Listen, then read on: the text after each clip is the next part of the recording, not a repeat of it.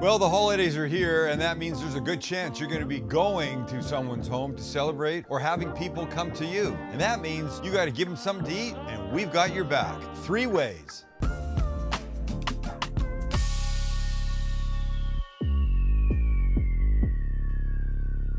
Brie. It's a cheese that I think everybody loves, and it's so adaptable. In fact, it's so adaptable, we're gonna show you 3 different, most delicious, bakeable, brie-able things to eat. Cheesy, melty. Cheesy, thank you, Max. Cheesy, melty, gooey. Fantastic. You take a cracker or a piece of bread and you dip into the gorgeously melty, oozy, warm, hugely flavored brie. It's almost sensual. Wait, that's bad too. It's all bad. It's just delicious in nature, that's what it is. So we got 3 to do. Let's get the longest one happening first. For the first one, we're starting traditional. And that means, well, you'll see. This is puff pastry. You get 2 of them in a box. They come frozen. If you take them out of the fridge about half an hour or so before you want to use them, they defrost and they soften up. And that's where you want to start. Get rid of those. We're gonna put a little flour on here just to roll it out a little bit thinner.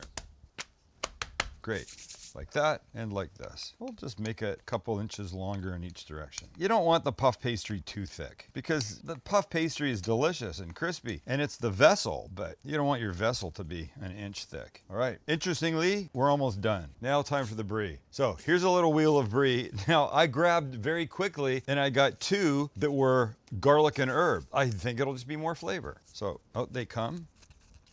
I said out they come, thank you, and then we open. Now, brie has a rind on it that some people take off. You do not need to at all. Does not need to come off. Feels very paper-like. It's weird, but does not need to come off. So this is gonna live right here. And now we put the things that will make it delicious on top. And it will begin with a little honey, or in our case, some hot honey. Look, I think when you're using honey, hot honey should be the answer, always. Spread this out a little bit. Not pretty. You could almost stop there. But don't, because it's getting better. These are dried cranberries. Remember I said more traditional. This is very holiday festive in flavor. There's not one person that won't like this one in the room. Now we need some nuts. And boys, you have a choice of pecans or walnuts. What would you like? Chance? Pecans for me. Max? Pecans. Losers. You walnuts. Fine.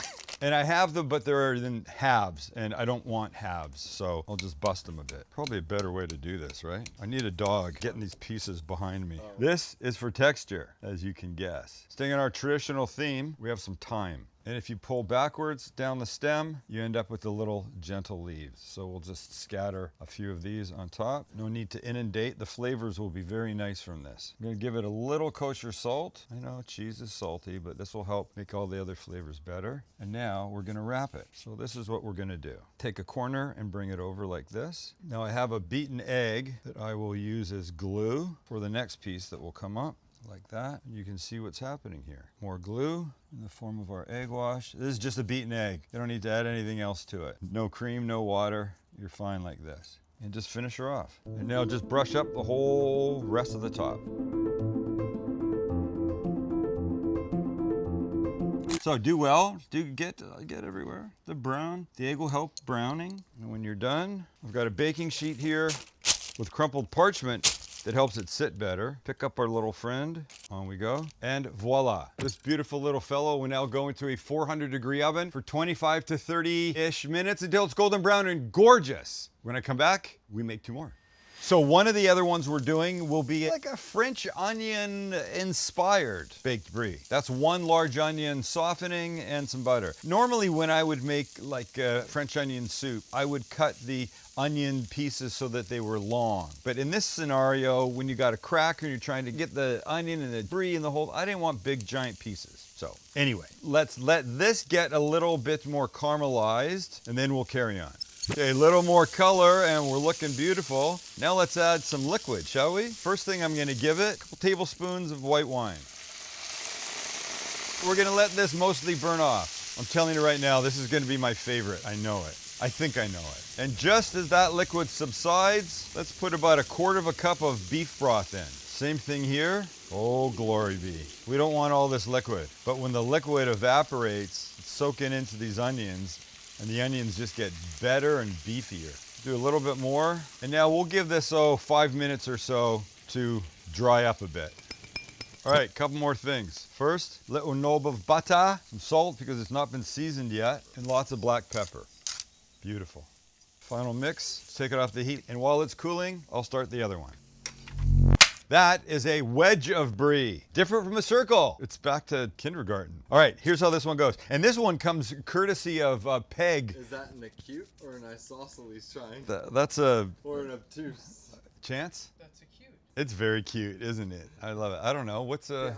I don't know. I'm confused because this is definitely acute. Wait, but two isn't equal that- sides no, in they're a... all- But how do you have a triangle that has an obtuse? Isn't that like... I don't know. Fuck. I'm not... We're just a bunch of doofuses here. I'm not getting any of this. I barely went to school. Changing the subject quickly, this recipe comes to us from our neighbor Peg. In fact, we did this on a very early version of Sam the Cooking Guy when it was called the Sam Livecast, which nobody but Chance watched. A handful of you watched, but not many. All right, let me carry on here. Next, or first on, is brown sugar. It'll be easier for me to plant things in this direction than this direction. I don't know why, don't even ask. Doesn't matter. But get your brown sugar on here. And if some falls off, nobody cares. What's the big deal? Okay, brown sugar, here we come with nuts. And this time we're actually gonna use the walnuts just to piss off both Max and Chance that are apparently nut snobs. Well, actually Chance isn't because his favorite would be the peanut, which we don't think is a nut. Well, apparently the peanut is a legume and not even a nut. So what does it really say about me? Look at you trying to poke out behind that huge light. Okay. A legume. A legume. Like a lima bean? You tell me lima beans and peanuts are in the same family? Hey Siri, is a peanut a legume? Yes, peanuts are legumes. Yes, lima beans are legumes. How are they the same family? How is that possible? I think it's funny when I'm watching this show back and I do this. I wonder what people think I'm looking at. I'm looking at Chance. You've now seen him a few times, They but pulled back so they could but if see. there hasn't been a Chance sighting, Like, why do they is he think I'm like looking up? talking to God? Are lima beans a legume, God? Why, yes, Sam.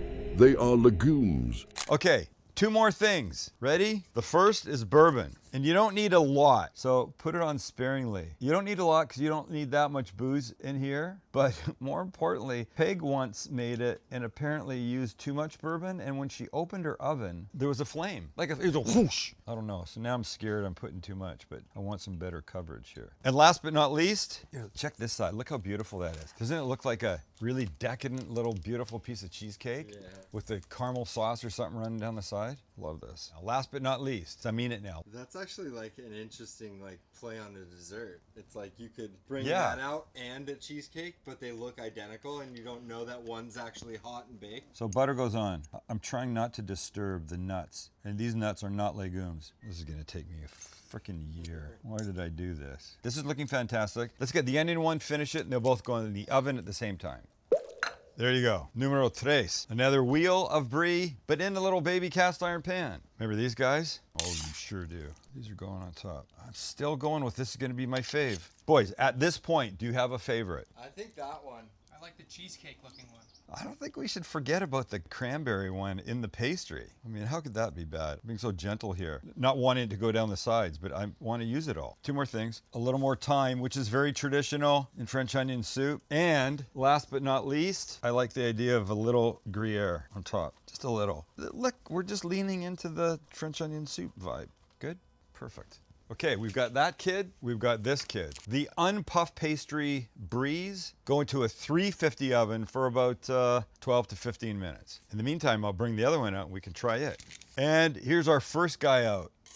Absolutely gorgeous, come on. Does look beautiful, doesn't it? And look what I have. I have a little special baby appetizer knife for it. Okay, well I'm gonna save my special little knife for after, but oh boy. Look what's inside here. Holy shit, that's molten lava. That is 4,000 degree brie. I could have let it sit a little bit in there. 4,000 debris. That's funny. All right, so let's see if we can make a beautiful guy here. Oh, look, come on, you. Come on, you. Oh, I smell the thyme. Do you smell the thyme coming out as it opens? Oh yeah. Yum. So good. The crunch is everything, but the cranberries, the dried cranberries that I am not a fan of. In this, holy shit, is it good. But the other two are about to come out. So stay where you are. Let me get them. You're gonna like this a lot. And we're back. Here's number 2, our little French onion beast that we'll finish with just a little bit more time. And then our little, boozy friend over here. Nice. Wait for it. And then this one will give you a choice of crackers or beautiful little Granny Smith slices, because that's the thing to do. Oh, the bourbon coming up off of this kid is crazy. Oh, I'm so in love with the way that looks, man. I really am. Let's try a cracker. Let's go. Look at this inside. Oh. And now some onion. Tiny bit more onion. And then I need a little bit of time to finish off my bite. Look at this. Look at this mentalness. I guess the apple would be the way to make yourself feel good about the alcohol in here. Can you smell this, Max? Oh yeah. But I think I need a piece of nut. French onion first. Heaven. This is unbelievable. Bourbon, brown sugar, nuts. Wow. What a day. Which one would you make? That's the question. If you could only make one, what would it be? I'm sticking with my first call of the caramelized onion, French onion business. But they're all good. And the bourbon on this little kid.